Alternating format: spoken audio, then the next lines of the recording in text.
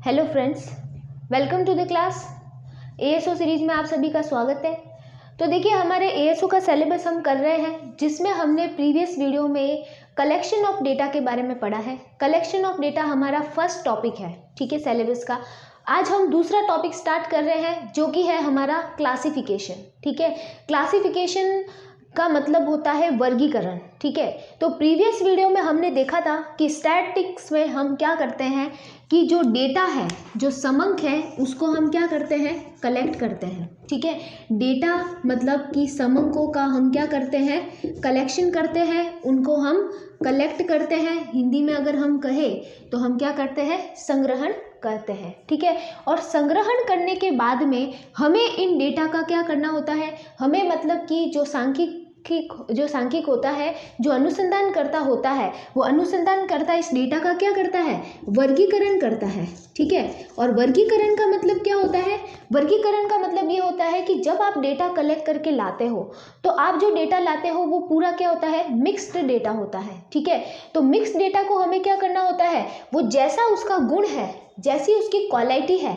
उसकी क्वालिटी के अकॉर्डिंग हमें उसे क्या करना होता है, क्लासिफाई करना होता है, हमें उसे अलग अलग वर्गों में बांटना होता है। ठीक है, तो ये जो प्रोसेस है हमारी क्लासिफिकेशन, ये यही काम करती है कि आपके जो समंक है, जो डेटा है, उस डेटा को क्या करती है, विभिन्न वर्गों में बांटने की क्रिया है। ठीक है, विभिन्न वर्गों में बांटने का जो प्रोसीजर है वो ही आपके क्या है, क्लासिफिकेशन है। ठीक है, अब विभिन्न वर्गों में कैसे बांटेंगे, जैसा हमने डेटा कलेक्ट किया है, उसका जैसा क्वालिटी है, उसकी जैसी गुण है, उस गुण के अकॉर्डिंग हम उसे अलग अलग वर्गों में बांटेंगे। उसकी जो सजातीयता है, उसके अकॉर्डिंग भी हम उसके अलग अलग वर्गों में बांटेंगे। जैसे फॉर एग्जाम्पल आप एज का डेटा कलेक्ट करके लाए हो।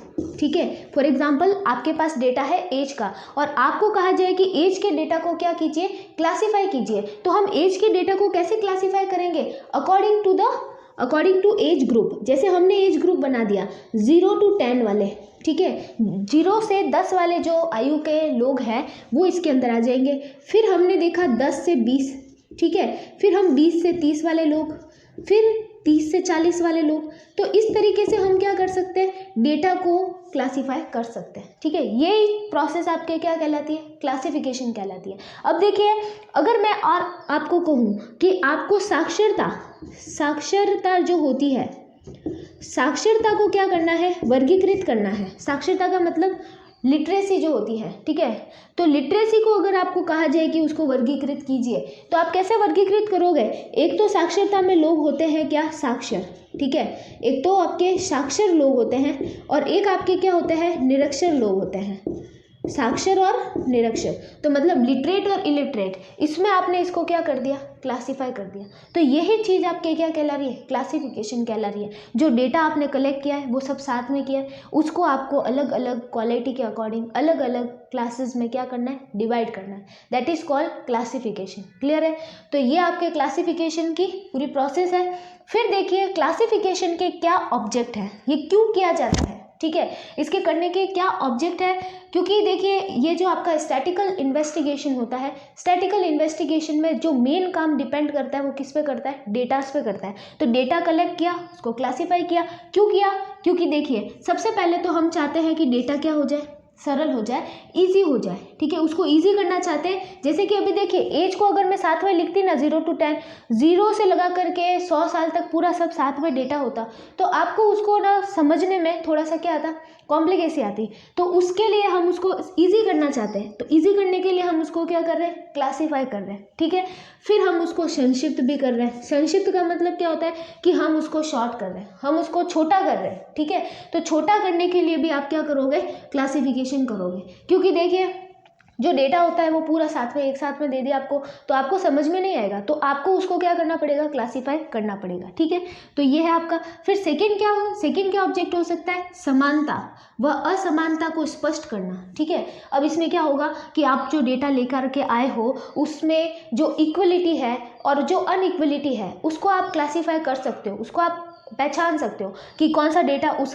क्लास का है, कौन सा डेटा उस क्लास का है। तो समानता और असमानता को स्पष्ट करने के लिए भी हम वर्गीकरण करते हैं। ठीक है, फिर क्या आता है आपके सामने, तुलना में सहायक होना। ठीक है, कंपेरेटिव जो हमें कंपेरेटिवलिटी चाहिए कि हम क्या कर सकते हैं, डेटा को कंपेयर कर सकते हैं, एक डेटा को दूसरे डेटा से या किसी एक क्लास को दूसरे क्लास से हम कंपेयर कर सकते हैं। तो इसके लिए भी हम डेटा को क्या करते हैं, क्लासीफाई करते हैं। ठीक है, तो फिर नेक्स्ट देखिए क्या है, सारणियन का आधार प्रस्तुत करना। ठीक है, आपको क्या करना है, फाइनली उस डेटा को बहुत अच्छे तरीके से उसको एडिट करना है, फिर उसका आप क्या करोगे, टेबुलेशन करोगे। तो टेबुलेशन करने के लिए आप तभी अच्छा टेबुलेशन कर पाओगे जब आपका डेटा क्लासीफाई होगा। ठीक है, अच्छे तरीके से उसको क्लास में आपने डिवाइड कर रखा है, तो आपको उसका टेबुलेशन करने में क्या रहेगी, सरलता रहेगी, आपको वो इजी रहेगा। ठीक है, तो सारणियन का आधार प्रस्तुत करने के लिए भी क्लासिफिकेशन किया जाता है। ठीक है, तो क्लासिफिकेशन की प्रोसेस आपको क्लियर हो गई।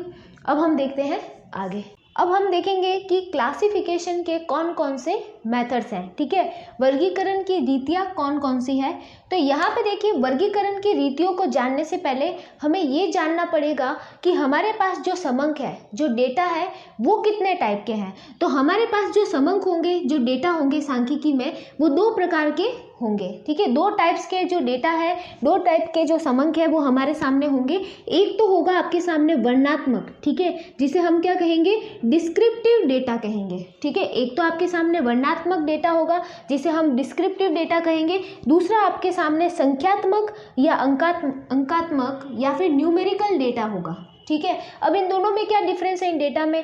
तो देखिए, ऐसा डेटा जिसका कि हम प्रत्यक्ष रूप से माप नहीं कर सकते, जिसका कि हम डायरेक्टली मेजर नहीं कर सकते, वो डेटा आपके कौन सा कहलाता है, वर्णनात्मक डेटा कहलाता है, डिस्क्रिप्टिव डेटा कहलाता है। ठीक है, इसको ये हम क्या कह सकते हैं, ये एक तरह का गुणात्मक डेटा होता है। क्या होता है, गुणात्मक डेटा होता है, जो गुणों पर बेस करता है। ठीक है, इसमें गुण बताए जाते हैं और इनका हम प्रत्यक्ष रूप से माप नहीं कर सकते। और दूसरा टाइप का डेटा कौन सा है, संख्यात्मक डेटा है, जिसका कि हम क्या कर सकते हैं, प्रत्यक्ष रूप से माप कर सकते हैं, हम इसको मेजर कर सकते हैं। क्लियर है।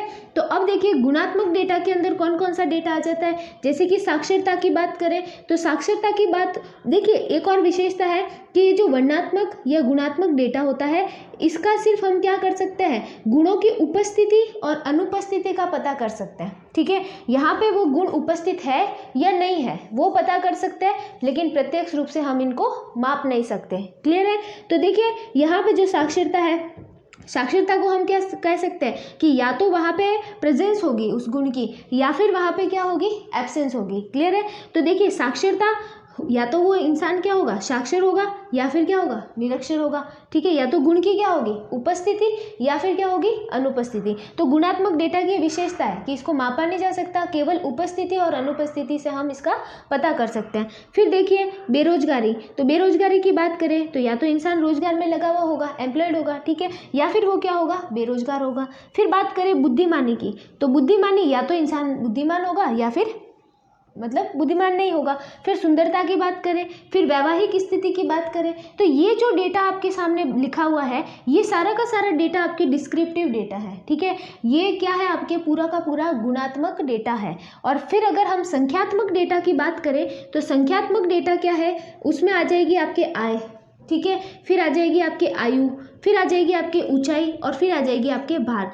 ये जो सारा डेटा है, इनको हम प्रत्यक्ष रूप से माप सकते हैं। ठीक है, आप हाइट को माप सकते हो, आप एज को माप सकते हो, आप ऊंचाई को माप सकते हो, आप भार को माप सकते हो। तो इन सारे डेटा को आप क्या कर सकते हो, माप सकते हो। प्रत्यक्ष रूप से माप इनका क्या है, संभव है। ठीक है, अब देखिए, इसमें जो जैसे आय है, तो आय का डेटा हो सकता है, आप आय को लेवल बना सकते हो। ठीक है, कि ऐसे कितने इंसान हैं जिनकी इनकम 10,000 से कम है, 10,000 से अबव है, 50,000 से अबव है, 1 लाख से अबव है, तो इनका क्या होता है, माप है। तो माप के हिसाब से इनका वर्गीकरण किया जाता है। क्लियर है। तो यहाँ पे जब समंक दो टाइप के होंगे तो समंकों के वर्गीकरण की विधियाँ भी क्या होगी, दो टाइप की होगी। ठीक है, क्योंकि समंक हमारे पास दो क्वालिटी का है, तो इनके वर्गीकरण की विधियाँ भी हमारे पास दो प्रकार की है। एक तो क्या होगी, आपके गुणात्मक वर्गीकरण, जिसमें गुणों के अनुसार क्या होगा, वर्गीकरण होगा। ठीक है, गुणों की उपस्थिति के आधार पर और गुणों के अनुसार उसमें वर्गीकरण होगा। इसको कहते हैं हम क्वालिटेटिव क्लासिफिकेशन, क्वालिटेटिव क्लासिफिकेशन या फिर क्लासिफिकेशन अकॉर्डिंग टू एट्रीब्यूट्स। ठीक है, क्योंकि गुणों को सांख्यिकी में क्या कहा जाता है, एट्रीब्यूट्स कहा जाता है, तो इसको हम क्लासिफिकेशन अकॉर्डिंग टू एट्रीब्यूट्स भी कह सकते हैं।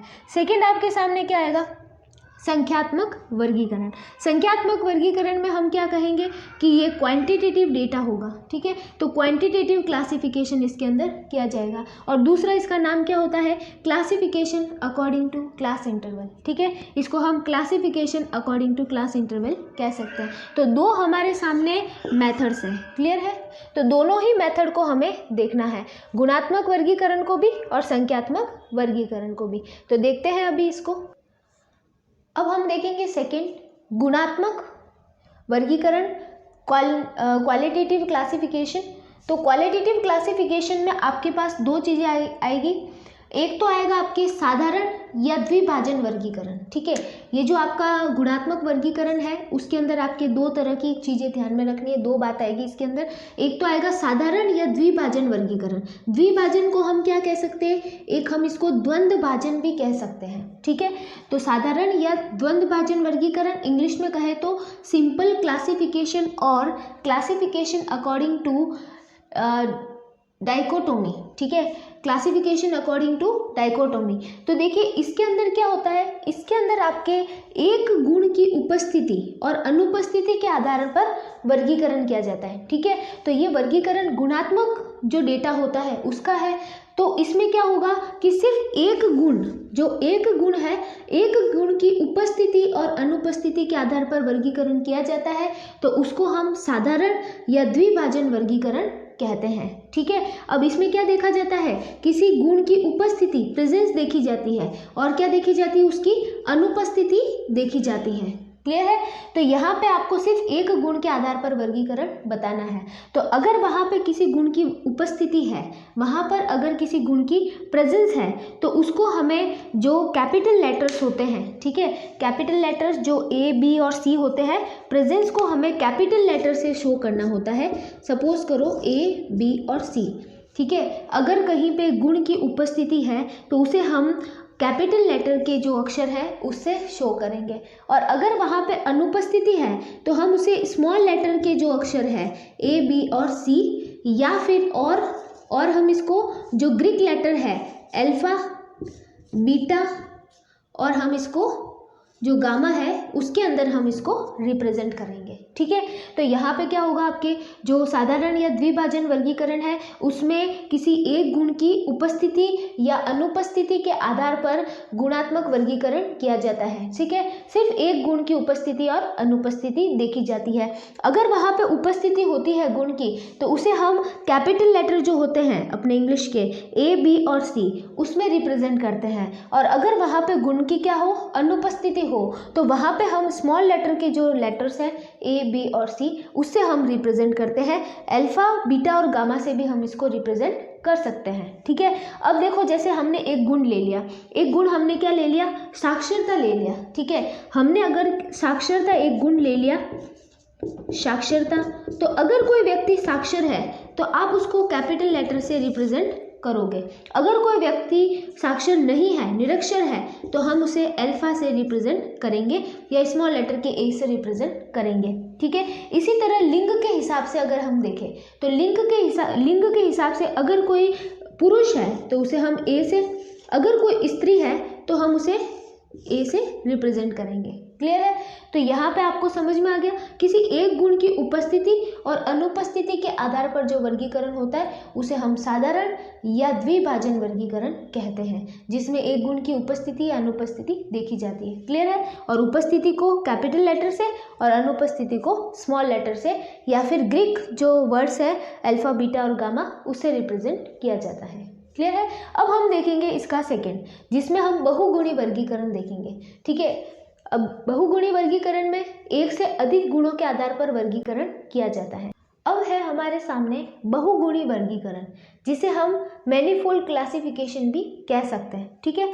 तो बहुगुणी वर्गीकरण में क्या होता है कि एक से अधिक गुणों या विशेषताओं के आधार पर वर्गीकरण किया जाता है, ठीक है। इसमें क्या होता है कि एक से अधिक गुणों को हम ध्यान में रखेंगे और उसके आधार पर और उन विशेषताओं के आधार पर हम क्या करेंगे, वर्गीकरण करेंगे, ठीक है। तो यहाँ पे क्या होता है कि पहले किसी एक गुण या फिर विशेषता के आधार पर क्या बनाए जाते हैं, वर्ग बनाए जाते हैं। ठीक है, क्योंकि यहाँ पे क्या है कि पहले एक गुण लोगे और उससे क्या बनाओगे, वर्ग बनाओगे, फिर उसके बाद किसी अन्य गुण को लोगे, दूसरे किसी गुण को लोगे और फिर आप क्या बनाओगे, उपवर्ग बनाओगे।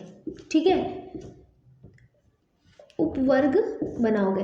तो यहाँ पे पहले क्या किया जाता है, किसी एक गुण या विशेषता के आधार पर वर्ग बनाए जाते हैं और उससे फिर उपवर्ग बनाए जाते हैं। तो यहाँ पे क्या होता है कि एक से ज़्यादा गुण और एक से ज़्यादा विशेषताओं के आधार पर वर्गीकरण किया जाता है। अब जैसे कि हम बात करें कि हम किसी पॉपुलेशन को किसी एक गुण के आधार पर हम दो वर्गों में बांट सकते हैं। कैसे बांट सकते हैं, जैसे सपोज करो हमने क्या ले लिया, लिंग ले लिया। ठीक है, लिंग लिया और लिंग के आधार पर हम उन्हें दो भागों में बांट रहे हैं। एक तो हो जाएगा आपके पुरुष और एक हो जाएगा स्त्री। ठीक है, एक तो हो जाएगा मेल, एक हो जाएगा फीमेल। और उसके बाद हम इसके उपवर्ग बना सकते हैं और उपवर्ग बनाने के लिए हम एक और गुण लेंगे जिसमें हम ले लेते हैं साक्षरता। ठीक है, साक्षरता एक गुण ले लेंगे तो पुरुषों को वापस दो भागों में बांट सकते हैं हम। कैसे कि पुरुष क्या हो सकते हैं, साक्षर हो सकते हैं और निरक्षर भी हो सकते हैं। ठीक है, इसी तरह स्त्रियां भी साक्षर हो सकती है, साक्षर हो सकती है। ठीक है, और क्या हो सकती है, निरक्षर हो सकती है। तो देखिए पहले हमने क्या किया, किसी एक गुण मतलब लिंग के आधार पर दो भागों में बांट दिया, पुरुष और स्त्री। इसके बाद में हमने एक और गुण आधार में लिया, वो है साक्षरता। साक्षरता के आधार पर पुरुषों को वापस हमने साक्षर और निरक्षर और स्त्री को वापस साक्षर और निरक्षर। तो ये क्या कहलाएगा, आपके बहुगुणी वर्गीकरण। हम आगे भी और किसी गुण को ले सकते हैं, जैसे कि हमने आगे वैवाहिक स्थिति को ले लिया। तो वैवाहिक स्थिति में कितने पुरुष ऐसे हैं जो साक्षर है और वैवाहिक है, जो क्या है, जिनकी शादी हो चुकी है। तो इस तरीके से हम बहुगुणी वर्गीकरण करते हैं जिसमें एक से अधिक गुण या विशेषता को हम क्या करते हैं, ध्यान में रखते हैं। क्लियर है, तो इसको हम एक चार्ट के रूप में समझ सकते हैं। मैं अभी आपके सामने एक चार्ट बनाऊंगी तो उस चार्ट से हम इस जो मैनिफोल्ड क्लासिफिकेशन है उसको बेटर तरीके से समझ सकते हैं। तो देखिए अभी मैं बनाती हूँ आपके सामने चार्ट। ये देखिए, ये है हमारे सामने चार्ट जिसमें हम बहुगुणी वर्गीकरण को रिप्रेजेंट कर सकते हैं। ठीक है, तो देखिए यहाँ पे हमने क्या किया है कि जो जनसंख्या है n, उसको हमने पहले एक गुण के आधार पर बांटा है। ठीक है, एक गुण हमने ले लिया है लिंग, और लिंग में अगर वो पुरुष है तो उसकी उपस्थिति को हम a से रिप्रेजेंट करेंगे, और अगर वो स्त्री है तो उसे हम अनुपस्थिति बताते हुए ये जो अल्फा है उसको हम यूज करेंगे। ठीक है, तो पहले एक गुण के आधार पर दो वर्ग बना लिए हमने, पुरुष और स्त्री। इसमें हमने लिंग को आधार लिया है, लिंग जो है हमारा गुण उसको हमने आधार लिया है। ठीक है, फिर हम एक और गुण लेते हैं, दूसरा गुण हम लेते हैं साक्षरता। ठीक है, तो साक्षरता के आधार पर हम जो साक्षर होगा उसमें जो गुणों की उपस्थिति है उसको हम कैपिटल बी से रिप्रेजेंट करेंगे। ठीक है, तो यहाँ पे दो गुण है आपके पास कि एक तो ये पुरुष है तो ये कैपिटल ए हो जाएगा। ठीक है, और एक ये साक्षर है तो जो दूसरा गुण है साक्षरता वो भी इसमें उपस्थित है तो उसको हम बी से रिप्रेजेंट करेंगे। ठीक है, और दूसरी बात, इसको हम कैसे रिप्रेजेंट करेंगे, ये पुरुष है तो ए और ये निरक्षर है तो दूसरे गुण की इसमें अनुपस्थिति है तो उसको हम बीटा से रिप्रेजेंट करेंगे। ठीक है, तो अनुपस्थिति को हम किससे रिप्रेजेंट करेंगे, बीटा से, और जो उपस्थिति है उसको बी से रिप्रेजेंट करेंगे। इसी तरह ये महिला है, ठीक है, ये स्त्री है तो ये ए, तो इसका स्त्री होना हो गया, ए मतलब अल्फा। ठीक है, और ये साक्षर है तो इसमें क्या है कि जो दूसरे गुण है उसकी उपस्थिति है तो हम उसको ऐसे रिप्रेजेंट करेंगे। ठीक है, और ये निरक्षर है तो अल्फा और हम बीटा को यूज करेंगे। क्लियर है, तो ये दो गुण हो गए इनमें। अब तीसरा गुण हम ये ले लेते हैं वैवाहिक स्थिति। वैवाहिक स्थिति के आधार पर देखो ये जो विवाहित पुरुष है, ये वाला जो विवाहित पुरुष है, तो देखिए पुरुष है तो ए और साक्षर भी है विवाहित के साथ में। देखो पुरुष है, साक्षर है और विवाहित है तो तीनों गुणों की उपस्थिति है इसमें, तो ए बी सी इसको रिप्रेजेंट करेंगे। ठीक है, तीसरा गुण आपके वैवाहिक स्थिति है तो वो भी उपस्थित है तो सी।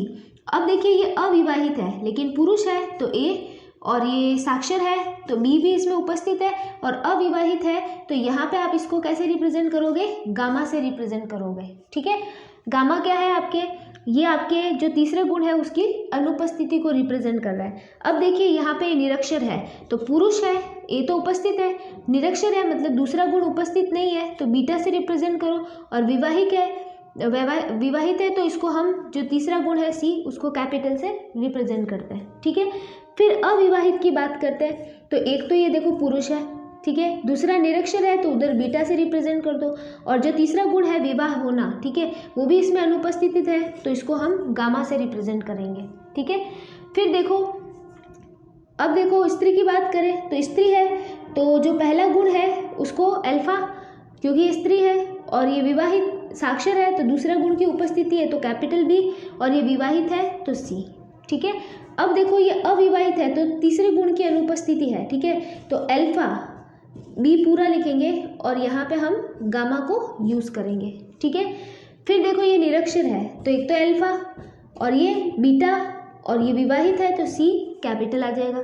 फिर यहाँ पे अविवाहित की बात करें तो अल्फा और निरक्षर है तो बीटा, और यहाँ पे तीसरा गुण जो है वो भी अनुपस्थित है तो उसको गामा, ठीक है।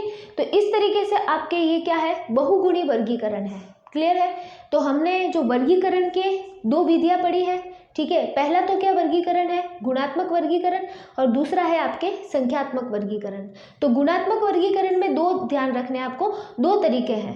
पहला तो क्या है, साधारण वर्गीकरण या द्विभाजन वर्गीकरण, जिसमें किसी एक गुण को आधार बनाते हैं हम, ठीक है, और गुणों की उपस्थिति और अनुपस्थिति को देखते हैं। और दूसरा है आपके बहुगुणी वर्गीकरण, जिसको हम मैनीफोल्ड क्लासिफिकेशन कहते हैं। तो उसमें एक से अधिक गुण को हम क्या बनाते हैं, आधार बनाते हैं, और उसके आधार पर हम वर्ग और उपवर्ग बनाते हैं। तो उसके आधार पर हम वर्गीकरण करते हैं। तो ये आपके सामने जो जनसंख्या का बहुगुणी वर्गीकरण है, ये आपके सामने रिप्रेजेंट है। तो यहाँ पे आपको ये ध्यान रखना है कि गुण की उपस्थिति को capital letter capital A, B और सी से रिप्रेजेंट करना है, और अनुपस्थिति हो जाती है तो उसे हम अल्फा, बीटा और गामा से रिप्रेजेंट करेंगे, ठीक है, या फिर स्मॉल लेटर का ए, बी और सी भी हम यूज कर सकते हैं। क्लियर है। तो ये था आपके कौन सा, गुणात्मक वर्गीकरण। गुणात्मक वर्गीकरण में हमने दो तरीके पढ़ लिए। अब हम देखेंगे संख्यात्मक वर्गीकरण, ठीक है। तो संख्यात्मक वर्गीकरण के आधार पर कैसे वर्गीकरण होता है उसका हम पूरा अभी डिटेल में देखेंगे। सेकेंड हमारे सामने आएगा संख्यात्मक या वर्गांतरों के अनुसार वर्गीकरण, ठीक है। इसे हम क्वांटिटेटिव और classification according to class interval कहते हैं, ठीक है। तो ये हमारे वर्गीकरण का क्या है, सेकेंड मेथड है, सेकेंड टाइप है, ठीक है। अब इसमें उन टाइप के डेटा का क्लासिफिकेशन किया जाता है जिन्हें हम संख्या के रूप में व्यक्त कर सकते हैं, ठीक है, जिनका हम प्रत्यक्ष रूप से माप कर सकते हैं, जिनको कि हम संख्या के रूप में लिख सकते हैं। जैसे कि इसके अंदर क्या क्या चीज़ें आ जाएगी, इसके अंदर आ जाएगी संख्या जिसे हम संख्या में व्यक्त कर सकते हैं। जैसे किसी की आयु हो गई, किसी की आय हो गई, ठीक है, किसी का वेट हो गया, किसी की हाइट हो गई, या स्टूडेंट के मार्क्स हो गए। तो ये वो सारी चीज़ें हैं, या ये वो सारा ऐसा डेटा है जिनको कि हम संख्या के रूप में लिख सकते हैं, ठीक है।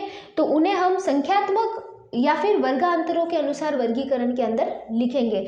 जैसे फॉर एग्जांपल ये वर्गों के अनुसार वर्गीकरण कैसे होगा, तो फॉर एग्जांपल हम ले लेते हैं किसी स्टूडेंट के मार्क्स, ठीक है, किसी क्लास के जो मार्क्स हैं उनका हम क्लासिफिकेशन करते हैं अकॉर्डिंग टू क्लास इंटरवल। अब सपोज करो कि जो मार्क्स है वो 0 to 50 आए हैं, ठीक है। तो हम यहाँ पे देखिए 0 to 10 हम इसको क्या कर सकते हैं, पर्टिकुलर किसी क्लास के अंदर लिख सकते हैं, ठीक है। 10 to 20, 20 to 30, 30 to 40 और 40 to 50, इस तरीके से। जैसे कि किसी पर्टिकुलर क्लास के अंदर बच्चों के क्या है, मार्क्स आए हुए हैं, तो वो मार्क्स जो है वो 50 तक है, ठीक है। 50 में से किसी सब्जेक्ट में मार्क्स आए हैं तो उन्हें हमें क्या करना है कि क्लास इंटरवल के अकॉर्डिंग क्लासीफाई करना है। तो हम 10-10 के क्या बना सकते हैं, उसके अंदर क्लास बना सकते हैं, 10-10 के क्लास इंटरवल के क्लास बना सकते हैं, ठीक है। तो आपको बोला है कि किसी स्टूडेंट के मतलब किसी क्लास में 50 के मार्क्स आए हैं, ठीक है। तो अब सब स्टूडेंट के अलग अलग मार्क्स आए होंगे, किसी के 10 आए होंगे, किसी के 20, किसी के 50, 25, 35। तो आप उनको एक साथ में ऐसे लिखेंगे, इससे अच्छा क्या है है कि आप उसका क्लास इंटरवल के अकॉर्डिंग क्या कर दें, क्लासिफिकेशन कर दें। तो मैंने क्या किया इसमें कि 10-10 के क्लास बना दिए, ठीक है, 10-10 के क्लास बना दिए। तो पर्टिकुलर किसी क्लास के अंदर आने वाले जो स्टूडेंट है उसको हम उस क्लास के अंदर लिख सकते हैं। जैसे कि यहाँ पे मैं लिख सकती हूँ नंबर ऑफ स्टूडेंट्स मैं यहाँ पे लिख दूँ, ठीक है, जो पर्टिकुलर किसी क्लास के अंदर आएंगे। सपोज करो 0 to 10 के अंदर कितने स्टूडेंट है, 3 स्टूडेंट है जिनके मार्क्स 0 से 10 के बीच में आए हैं। और ऐसे कितने स्टूडेंट हैं जिनके मार्क्स 10 से 20 के बीच में आए हैं, तो मैं कहूँगी 5। ऐसे कितने स्टूडेंट हैं जिनके 20 से 30 के बीच में आए हैं, तो ऐसे स्टूडेंट होंगे 6। और फिर 30 से 40 वाले स्टूडेंट हो सकते हैं 8, और 40 से 50 वाले अगेन हो सकते हैं 5 स्टूडेंट, ठीक है। तो ये नंबर ऑफ स्टूडेंट हो गए और ये आपके मार्क्स के डेटा हो गए।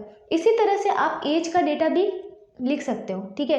एज भी क्या कर सकते हो कि किसी पर्टिकुलर क्लास के अकॉर्डिंग, किसी पर्टिकुलर क्लास इंटरवल के अकॉर्डिंग आप उसको क्या कर सकते हो, इस तरीके से क्लासीफाई कर सकते हो। तो जो संख्यात्मक डेटा होता है जिनका प्रत्यक्ष रूप से हम माप कर सकते हैं, उनका हम वर्गांतरों के अनुसार वर्गीकरण करते हैं। अकॉर्डिंग टू क्लास इंटरवल हम उसका क्या करते हैं, क्लासिफिकेशन करते हैं। तो यहाँ पे मैंने मार्क्स का एग्जाम्पल दे दिया। अब ये जो क्लास बनते हैं वो आप अपने हिसाब से बना सकते हो, ठीक है। इसमें जो सबसे छोटी डिजिट होती है और जो सबसे बड़ी डिजिट होती है उसके अकॉर्डिंग यहाँ पे क्लास बनाए जाते हैं, ठीक है। तो देखिए यहाँ पे सबसे छोटी डिजिट थी 0 और सबसे बड़ी डिजिट थी 50। तो मैंने यहाँ पे 10-10 के क्लास यहाँ पे बना दिए। क्लियर है। तो अब देखिए क्या है कि जब हम क्लासिफिकेशन के अकॉर्डिंग क्या करते हैं, क्लास इंटरवल के अकॉर्डिंग क्लासिफिकेशन करते हैं, तो यहाँ पे आपको कुछ चीज़ें ध्यान रखनी होती है। जैसे क्या चीज़ें ध्यान रखनी होती है कि आपने ये जो क्लासिफिकेशन यहाँ पे किया है इसको अच्छे तरीके से अभी हम जानते हैं, ठीक है। अब देखिए सबसे पहले यहाँ पे आती है जो पहली बात है वो है क्लास लिमिट, ठीक है। हम क्लास लिमिट किसको कहेंगे, तो क्लास लिमिट हम किसको कहेंगे कि यहाँ पे देखिए ये जो 0 है और ये जो 10 है, ठीक है, ये आपकी क्लास लिमिट्स है, ठीक है। तो ये जो सबसे जो 0 लिखा है आपने, ये आपकी क्या हो जाएगी, लोअर क्लास हो जाएगी, और ये आपकी क्या हो जाएगी, अपर क्लास हो जाएगी। तो यहाँ पे जो क्लास लिमिट्स हैं, जैसे सपोज करो 0 to 10 है, तो 0 to 10 के अंदर 0 आपकी लोअर लिमिट और 10 आपकी क्या हो जाएगी, अपर लिमिट हो जाएगी। तो एक सीमा तो इसमें क्या होती है, निम्न सीमा होती है, ठीक है। एक तो होती है निम्न सीमा और एक होती है इसमें उच्च सीमा। एक तो होती है लोअर लिमिट और एक होती है अपर लिमिट। तो 0 तो आपकी हो जाएगी, जो लोअर लिमिट होती है उसको L1 से रिप्रेजेंट किया जाता है और जो अपर लिमिट होती है उसको L2 से रिप्रेजेंट किया जाता है। तो जो 0 है वो L1 और जो 10 है वो L2। इसी तरह जो बाकी क्लासेस है इसमें भी जो 10 है वो L1 और जो 20 है वो L2। इसी तरह 20 L1 और 30 L2। तो यहाँ पे जो क्लास इंटरवल के अकॉर्डिंग क्लासिफिकेशन होगा उसमें क्या होगी, क्लास लिमिट्स होगी। तो एक तो होगी आपकी लोअर लिमिट, एक होगी आपकी अपर लिमिट। हिंदी में कहोगे तो एक होगी निम्न सीमा, ठीक है, अदर सीमा, और एक होगी आपकी उच्च सीमा। क्लियर है। तो उनको किससे, L1 और L2 से रिप्रेजेंट किया जाता है। निम्न सीमा को आप L1 से रिप्रेजेंट करोगे और उच्च सीमा को L2 से रिप्रेजेंट करोगे। क्लियर है। तो वर्ग सीमाएं पता चल गई। जो वर्गांतरों के अनुसार वर्गीकरण में लिमिट्स होती है उसको हम क्लास लिमिट्स बोलते हैं। सेकेंड आपकी क्या आएगा, वर्ग विस्तार, क्लास इंटरवल। क्लास इंटरवल क्या होता है कि जो दो लिमिट्स होती है, क्लास लिमिट्स जो L1 L2 होती है, इन दोनों के बीच का जो डिफरेंस होता है वो आपके क्लास इंटरवल होता है। जैसे कि यहाँ पे 10-10 का डिफरेंस है सबके अंदर, तो यहाँ पे हम क्या लिख सकते हैं, L2 माइनस L1। तो वो आपके क्लास इंटरवल जिसको कि हम I से रिप्रेजेंट करते हैं वो बता सकते हैं। ठीक है। तो जो L2 और L1 का डिफरेंस होता है, तो यहाँ पे देखिए हर क्लास के बीच का डिफरेंस कितना है, 10-10 का है। तो यहाँ पे जो आपका I होगा वो I क्या होगा, 10 होगा। क्लियर है।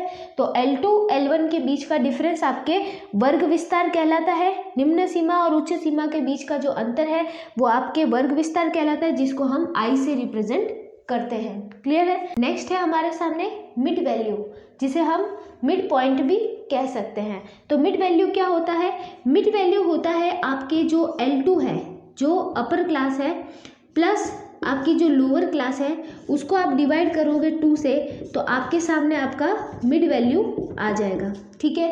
जैसे कि हमारे यहाँ पे जो क्लास लिमिट है 0 to 10, ठीक है, जो क्लास है हमारा 0 to 10, इसका अगर मिड वैल्यू आपको पता करना है तो इसकी जो L2 है प्लस आपको करना है L1 और डिवाइड बाय करना है 2। तो यहाँ पे L2 कितनी है 10 है और L1 कितनी है 0, डिवाइड बाय करोगे 2, तो इसका आपके सामने मिड वैल्यू कितना आ जाएगा 5, ठीक है। तो इस क्लास का जो मिड वैल्यू है वो कितना है 5 है। इसी तरह नेक्स्ट क्लास का अगर हम देखें तो नेक्स्ट क्लास आपकी क्या है, नेक्स्ट क्लास है आपकी 10 to 20। तो 10 to 20 का आपको मिड वैल्यू पता करना है, तो आपकी L2 क्या है 20, ठीक है। तो यहाँ पे मैं लिख देती हूँ डायरेक्ट 20 प्लस आपकी L1 क्या है 10 और डिवाइड बाय क्या करोगे 2। तो यहाँ पे देखो कितना आ जाएगा 30 डिवाइड बाय 2, तो 15 आ जाएगा। तो 15 आपके क्या है, इसका मिड वैल्यू है। क्लियर है। तो मिड वैल्यू का मतलब क्या होता है कि आपकी जो अपर क्लास प्लस आपकी जो लोअर क्लास है उसमें आपको 2 को डिवाइड करना है, तो आपको मिड वैल्यू मिल जाएगा। मिड वैल्यू क्लास के जो आपकी क्लास होती है, जैसे 0 to 10 वाली क्लास है, उसके बीच का क्या होता है, पॉइंट होता है। क्लियर है। तो ये आपका मिड पॉइंट हो गया। एक देखिए हमारे सामने यहाँ पे और आ जाएगा जिसको हम कहेंगे क्लास फ्रीक्वेंसी। तो मैं यहाँ पे लिख देती हूँ point number 4 class frequency. Point number 4 हमारे सामने आ जाएगा क्लास फ्रीक्वेंसी। इसको हम हिंदी में कहते हैं वर्ग आवृत्ति। इसमें देखिए ये वर्ग आवृत्ति क्या होती है, क्लास फ्रीक्वेंसी। तो क्लास फ्रीक्वेंसी का मतलब होता है कि किसी पर्टिकुलर क्लास के अंदर आने वाले जितने भी ऑब्जर्वेशंस होते हैं उसको हम क्या बोलते हैं, क्लास फ्रीक्वेंसी बोलते हैं।